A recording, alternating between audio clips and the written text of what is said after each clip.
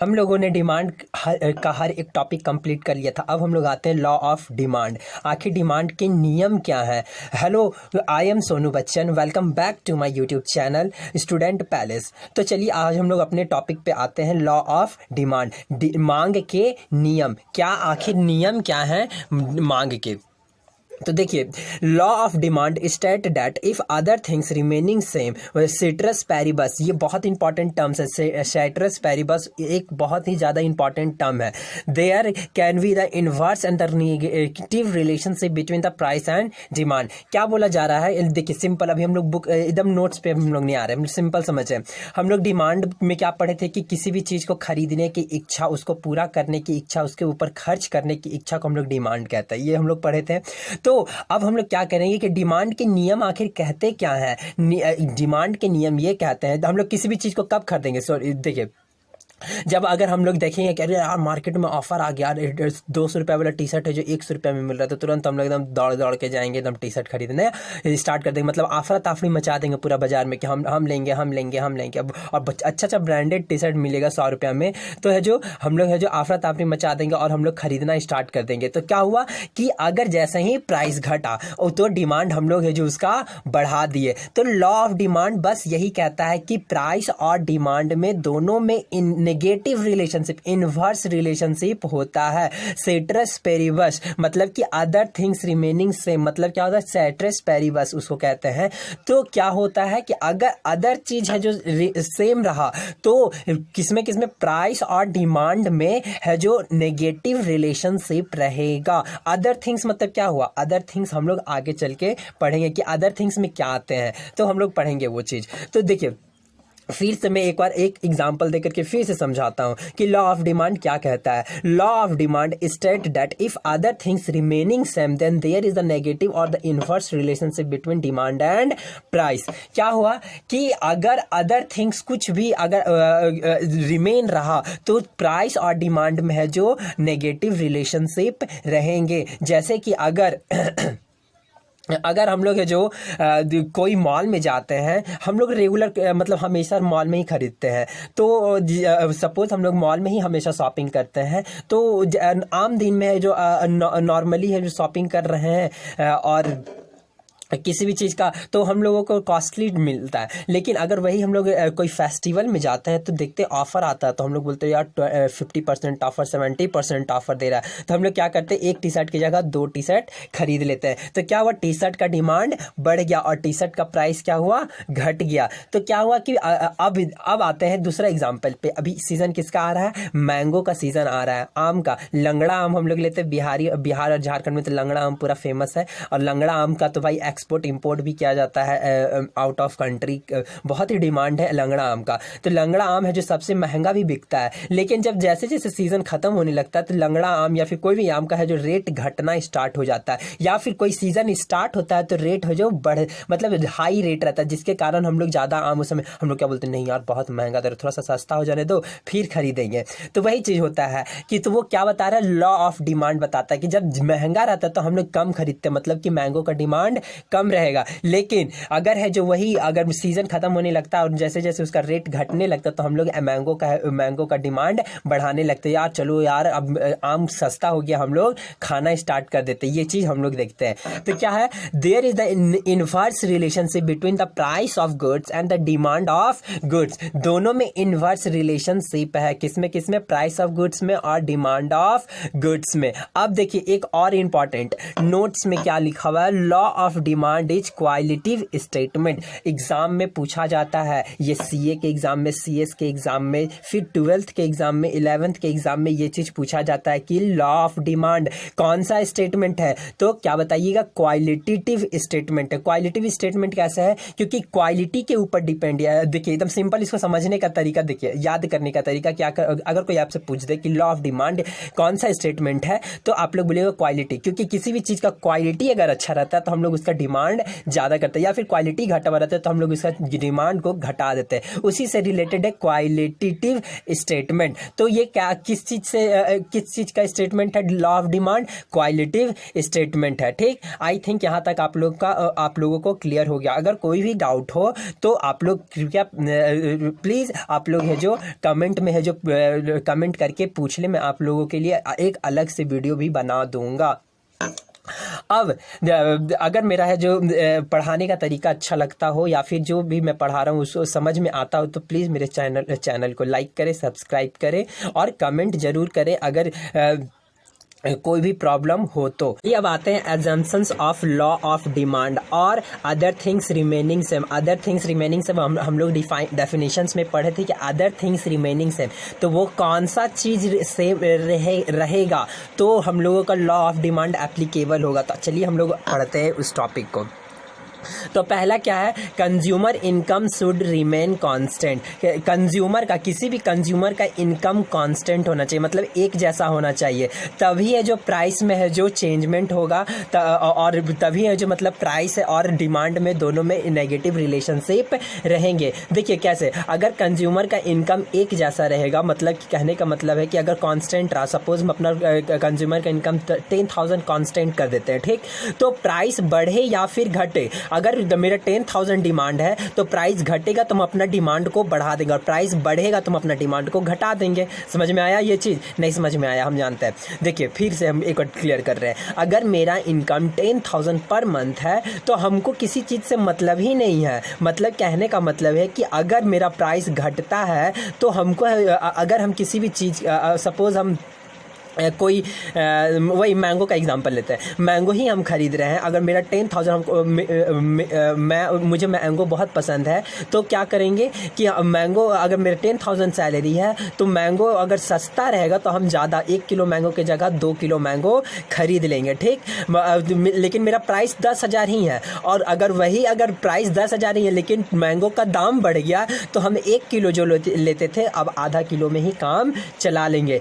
यहाँ पे क्या है कि इनकम कांस्टेंट होना चाहिए। वही अगर इनकम कांस्टेंट नहीं होता, कहने का मतलब है अगर इनकम मेरा 10,000 रुपया ही रहता, 10,000 रुपया रहता तो हम मैंगो 1 किलो खाते, लेकिन मेरा इनकम जहाँ 20,000 रुपया हो जाता तो मैंगो हम 2 किलो लेना स्टार्ट कर देते। तो देख रहे हैं, अगर इनकम बढ़ रहा है तो मेरा डिमांड भी बढ़ रहा है, इसी के लिए हम लोग इनकम को कांस्टेंट रखेंगे। इनकम बढ़ना या घटना नहीं चाहिए। अगर इनकम बढ़ेगा घटेगा तो इनका हम लोगों का लॉ ऑफ डिमांड एप्लीकेबल वहाँ पे नहीं होगा। फिर दूसरा क्या है? Consumer taste, nature, etcetera should remain constant. Consumer का टेस्ट और या फिर नेचर या फिर उसका इंटरेस्ट क्या है, उस कांस्टेंट रहना चाहिए। मतलब कि उसको है जो ऐसा कुछ नहीं है कि मतलब वो सिर्फ वो मैंगो लंगड़ा आम का ही पसंदीदा हो कि सिर्फ वो खाएगा तो सिर्फ लंगड़ा आम ही खाएगा, नहीं तो कुछ नहीं खाएगा। प्रीवियस वीडियो में मैं एग्जांपल दिया था कि अगर वो पिएगा तो सिर्फ गोल्ड फ्लैग ही पिएगा, नहीं तो नहीं पिएगा, तो वहाँ पे लॉ ऑफ डिमांड एप्लीकेबल नहीं होगा। क्यों नहीं होगा? क्योंकि वो जानता है कि मेरा शौक क्या है, लंगड़ा आम खाना, गोल्ड फ्लैग पीना, तो उसके लिए वो प्राइस मैटर नहीं करता। प्राइस बढ़े या फिर घटे वहाँ पे वो डजेंट मैटर, वो वहाँ पे मैटर नहीं करेगा। लेकिन अगर किसी भी कंज्यूमर का टेस्ट को, नेचर को है जो कांस्टेंट रखते हैं तो प्राइस घटेगा तो डिमांड बढ़ेगा और प्राइस बढ़ेगा तो डिमांड घटेगा। समझ में आया? आई होप आप लोगों को समझ में आ रहा होगा। फिर क्या है? Price of related goods. आप लोगों से एक क्वेश्चन है कि कमेंट में 2 वीडियो अब मैं बनाया हूं डिमांड से और दोनों में मैं रिलेटेड गुड्स का है जो जिक्र किया हूं, तो आप लोग प्लीज़ कमेंट में करके मुझे कमेंट में लिख करके बताइए कि व्हाट इज़ रिलेटेड गुड्स।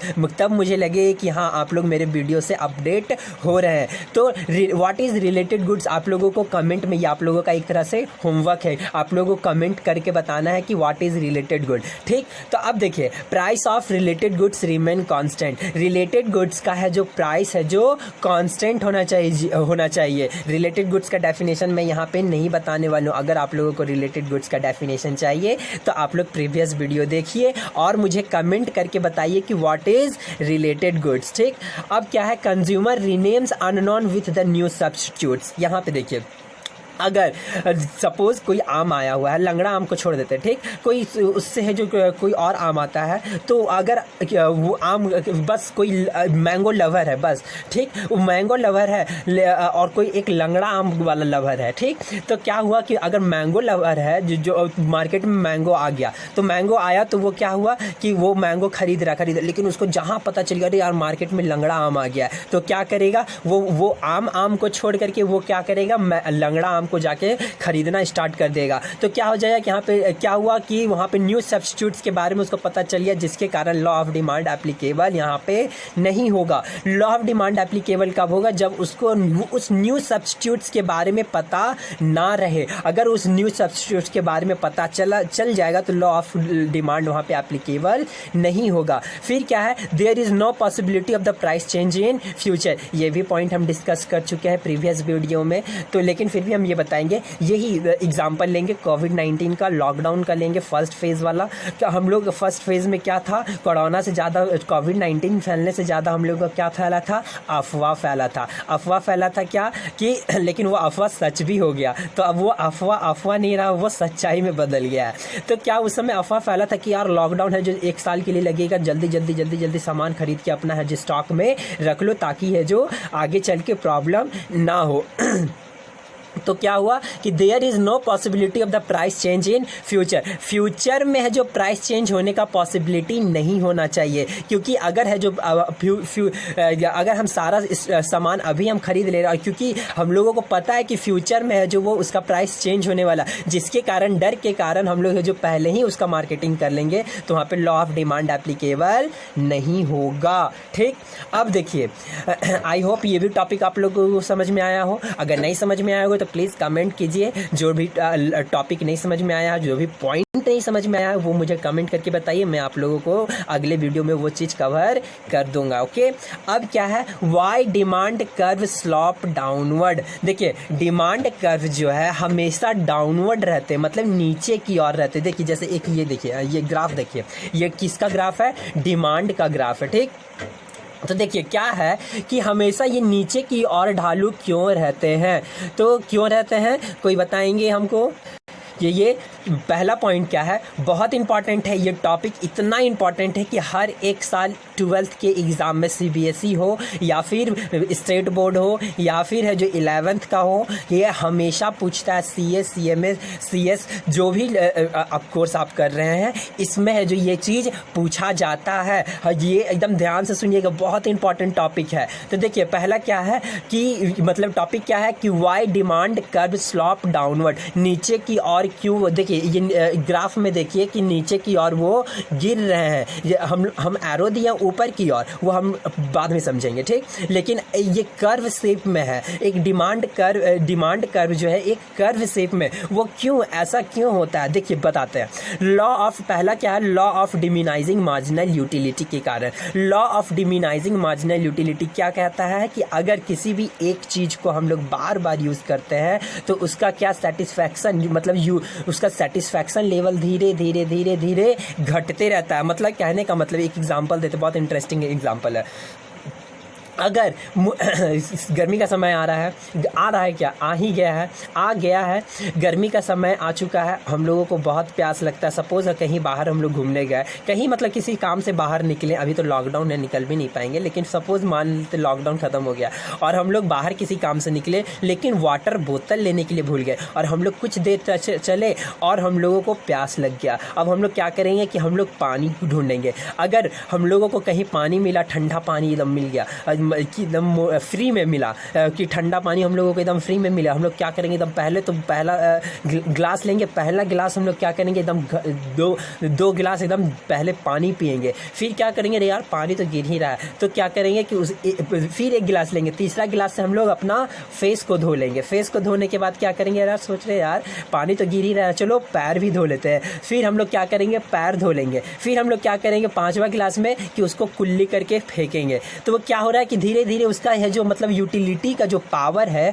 और जो सेटिस्फैक्शन लेवल है वो धीरे धीरे घट रहा है। मतलब कहने का मतलब जो हम लोग पहला 2 गिलास पिए थे उससे जितना सेटिस्फाइड हुए थे, तीसरा गिलास में हम उतना सेटिस्फाइड नहीं हुए थे, क्योंकि हम बार बार एक ही चीज़ को यूज़ कर रहे हैं, जिसके कारण है जो डिमांड कर्व भी है जो नीचे की ओर ढालू रहते हैं। अब फिर क्या है, इनकम इफेक्ट, किसी भी पर्सन का इनकम भी है जो इफेक्ट डालता है। फिर सब्स्टिट्यूशन इफेक्ट, सब्स्टिट्यूट गुड्स को भी कमेंट कीजिएगा।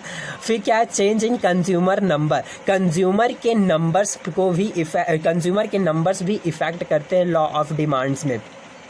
देखिए, अगर कहीं है जो पॉपुलेशन 1000 है तो कहीं 1 लाख है, तो क्या 1000 और 1 लाख दोनों को अगर कंपेयर किया जाए तो क्या दोनों जगह का डिमांड सेम होगा? जी नहीं, एकदम नहीं सेम होगा, क्योंकि जहाँ पे 1000 है, सपोज मान के चल रहे हैं कि वहाँ पे कितना 800 डिमांड होगा, लेकिन जहाँ पे 1 लाख है वहाँ पे कितना 80,000 होगा डिमांड। तो समझ में आ रहा है, कहाँ 800 और कहाँ 80,000 डिमांड। तो पॉपुलेशन के हिसाब से भी है जो डिमांड है, जो लॉ ऑफ डिमांड है जो उस पर एप्लीकेबल होता है, जिसके कारण है जो लॉ ऑफ डिमांड जो कर्व होता है वो नीचे की ओर स्लॉप उसका डाउनवर्ड रहता है। अब देखिए क्या है, change in quantity demand and change in demand, change in quantity. देखिए क्या है, नेक्स्ट टॉपिक क्या है, change in quantity demand and change in demand. बहुत ज़्यादा इंपॉर्टेंट है, इसमें है ना हमेशा डिफरेंस बिटवीन पूछता है, बहुत ज़्यादा पूछता है डिफरेंस बिटवीन, इसी के लिए ध्यान से सुनिएगा।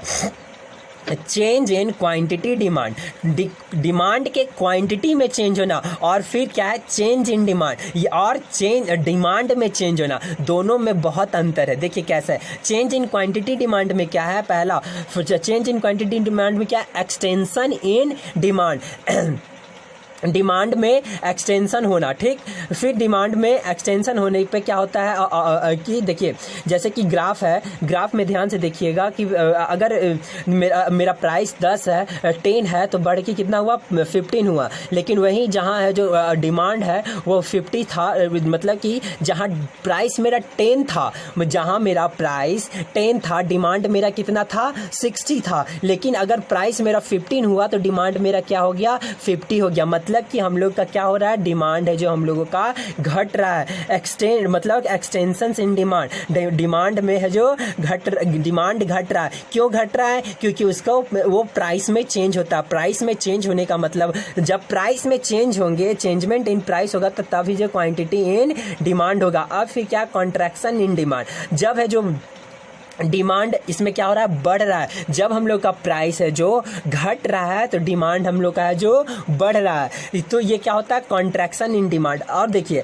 नोट में देखिए, both change when the price change, दोनों किस पे इफेक्ट डाल रहा है, प्राइस पे इफेक्ट डाल रहा है। ये हमेशा पूछेगा एग्जाम्पल में, contraction in demand and extension in demand affect what, तो किस चीज को अफेक्ट कर रहा है, प्राइस, और वो क्यों चेंज हो रहा है, why this is changed, due to change in price में चेंज हो रहा है, इसी के लिए है जो वो उसमें एक्सटेंशन इन डिमांड और कॉन्ट्रैक्शन इन डिमांड भी हो रहा है। अब क्या है, चेंज इन डिमांड, डिमांड में अब चेंज होना, डिमांड में कैसे चेंज होता है, देखिए अब तो पहला क्या है, इंक्रीज इन डिमांड, डिमांड में है जो बढ़ रहा है। फिर क्या है, डिक्रीज इन डिमांड, डिमांड इसमें क्या है, डिक्रीज हो रहा है। देखिए ये कैसे होता है, ये दोनों है जो क्या, जब है जो किसी भी पर्सन का इंटरेस्ट या फिर किसी का हैबिट, नेचर में चेंजमेंट होगा, तब हम लोगों का इंक्रीज इन डिमांड और डिक्रीज इन डिमांड होता है,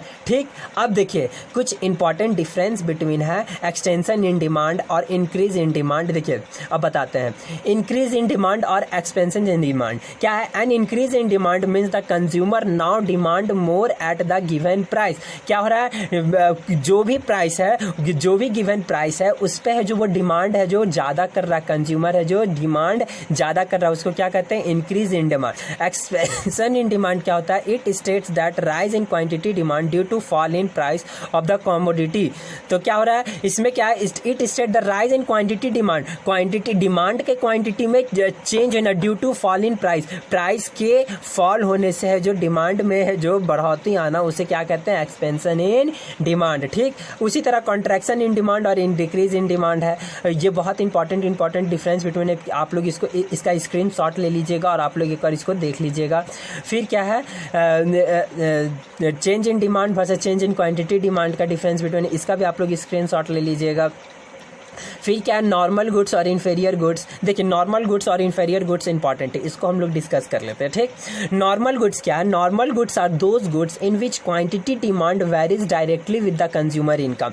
मतलब कि कंज्यूमर के इनकम से डायरेक्टली वेरी करता है नॉर्मल गुड्स। मतलब कहने का मतलब कि अगर नॉर्मल गुड्स में देखिए, जैसे एक पहले हम लोग टेबल देख लेते हैं, उसके बाद समझाएंगे तो ज़्यादा अच्छा से समझ में आएगा। देखिए प्राइस ऑफ नॉर्मल गुड्स क्या है? 150 है, 170 है, 190 है, 210 है, 230 है। मतलब क्या है? बढ़ रहा है। लेकिन quantity of normal goods demanded when the income of the consumer is 5000। अगर 5000 है किसी भी पर्सन का इनकम, तो नॉर्मल गुड्स का डिमांड क्या हो रहा है कि घट रहा है। पहले 20 है, फिर 18 है, फिर 15 है, फिर 11 है, फिर 8 है। लेकिन वही अगर डिमांड उसका इनकम है जो 6000 हो गया, तो डिमांड है जो क्या है 25 है, 21 है, 18 है, 15 है और फिर 10 है। इसमें भी घट रहा है, लेकिन उसका जो घटने का रेट है वो ज़्यादा है।